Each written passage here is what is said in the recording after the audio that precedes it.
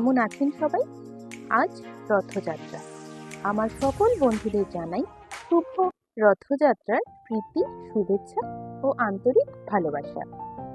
আমি চলে এসেছি আমার বাপের বাড়ি। এখানেই রথযাত্রা উদযাপন করব। এটা আমার মেয়ে ঈশানভির প্রথম রথযাত্রা, তাই আমি খুব এক্সাইটেড। যেহেতু আজ রথযাত্রা, তাই দিন শুরু করলাম পাউরুটি আর জিলিপি দিয়ে।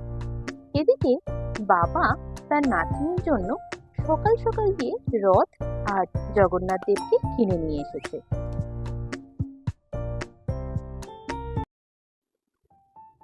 মায়ের তো কি আনন্দ, আর এদিকে মেয়েকে আমি ভাত খাওয়াচ্ছি। মেয়ে রথ দেখে তো অবাক হয়ে তাকিয়েছিল। আজকে মা অন্য সব কাজে একটু বেশি ব্যস্ত ছিল বলে আমি আজ বাড়ির পুজোটা দিয়ে দিলাম। এই যে সব ঠাকুর দেখছেন, বিশেষ করে এই রাধা গোবিন্দ আর শিব ঠাকুর, এই ঠাকুর দুটো কিন্তু আমার পাতা। আমি বিয়ের আগে এইগুলো পুজো করতাম এবং আমি সব এক এক করে কিনে নিয়ে এসেছি। এক এক ঠাকুর কেনার এক এক গল্প, সে না হয় অন্যদিন গল্প করা যাবে। আমি কিন্তু বাবা এই নিয়ম কানুন মন্ত্র তন্ত্র কিছুই জানি না। আমি মনে করি ঠাকুরকে মন প্রাণ দিয়ে ডাকলে কোনো মন্ত্রের দরকার হয় না। মন শুদ্ধ তো সব শুদ্ধ। তাই আমি শুদ্ধ মনে ঠাকুরকে পুজো দিতে শুরু করলাম।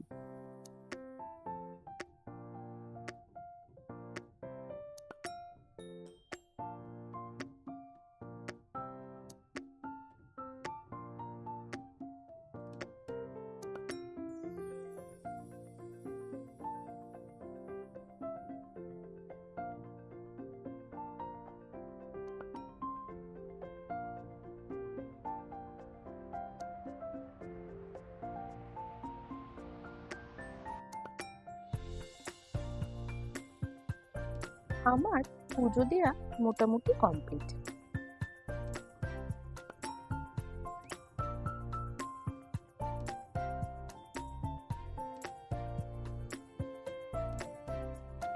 পুজো শেষ করতে না করতেই এদিকে বাইরে দেখি হঠাৎ করে অঝোর ধারায় বৃষ্টি শুরু হয়ে গেছে। এটা প্রতি বছরই হয়, রথের দিনে বৃষ্টি হবেই। তাই বৃষ্টি হলে বারান্দায় দাঁড়িয়ে একটু বৃষ্টি উপভোগ করা তো চাই। তাই চলে এলাম প্রসাদ খেতে খেতে একটু বারান্দায় দাঁড়িয়ে বৃষ্টিটা উপভোগ করব বলে।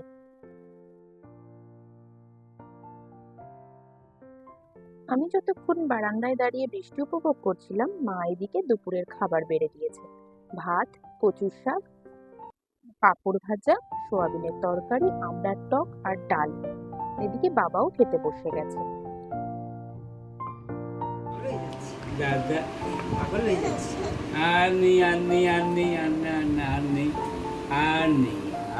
একটুখানি রয়েছে, আর নেই। মুন্ডু পড়ে এলে এই গায়ে আমার খুবই সাহায্য।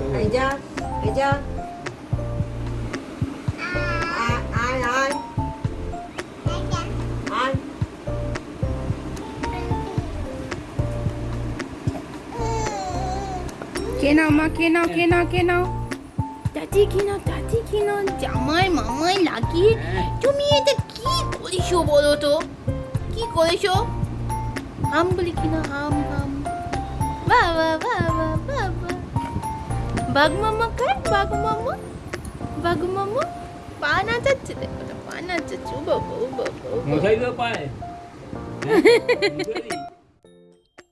তারপরে বাইরের একটু কাজ ছিল বলে আমি আর কর্তামশাই একটু বেরোলাম। রাস্তায় এই বড় রথটার দর্শন হয়ে গেল।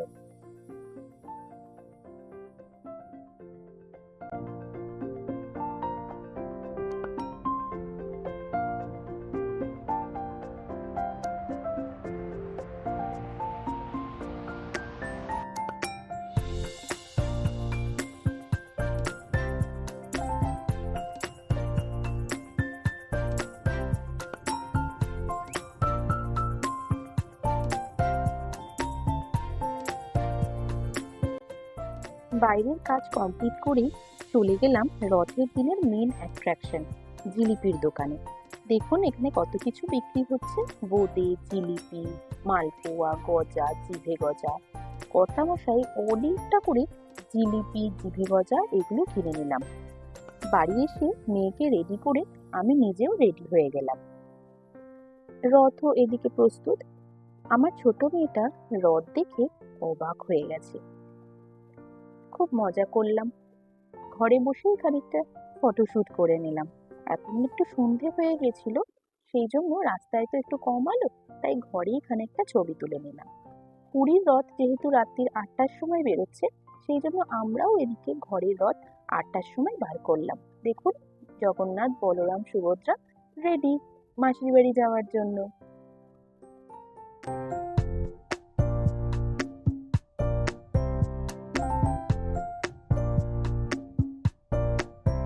ছবি টবি তুলে নিয়ে তারপরে রাস্তায় বেরোলাম সবাই মিলে রথ টানবো বলে।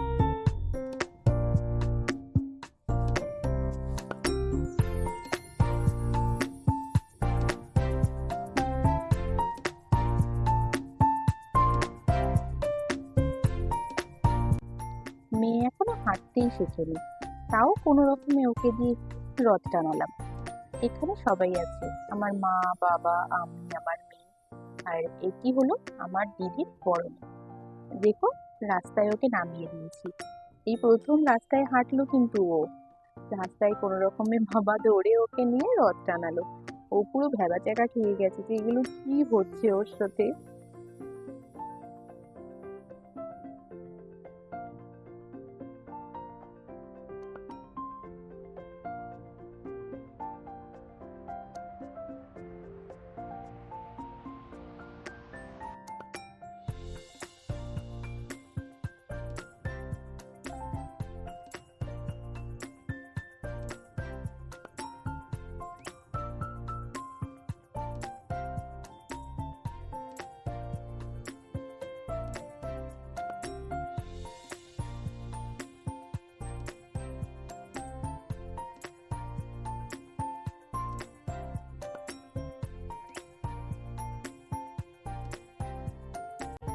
রাস্তায় অল্প রথ টেনে নিয়ে বাড়ি নিয়ে চলে এলাম।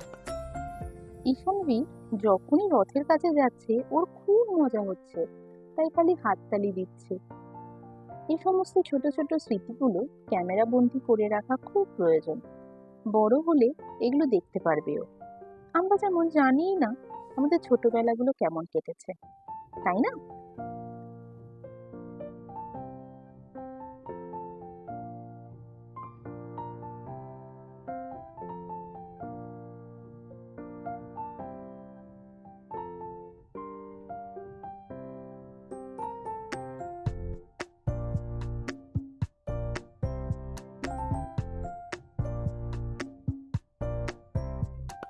এরপর চললো জিলিপি গজা খাওয়ার পালা।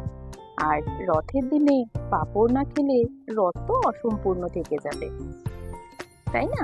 তাই জন্য একটু পাঁপড়ও খাওয়া হলো। এদিকে মা আবার রাতের ডিনারে পোলাও আর আলুর দম করেছিল, দারুণ খেতে হয়েছিল। কিন্তু আজকের মতন তাহলে এখানেই শেষ করলাম। যদি কিছু ভালো লেগে থাকে তাহলে অবশ্যই একটি লাইক আর কমেন্ট করে দেবেন। আর চ্যানেলটি যদি এখনো সাবস্ক্রাইব না করা হয়ে থাকে একটু সাবস্ক্রাইব করে দেবেন। খুব শীঘ্রই দেখা হবে নতুন কোনো ভিডিও নিয়ে। ততক্ষণ ভালো থাকবেন, সুস্থ থাকবেন। টাটা।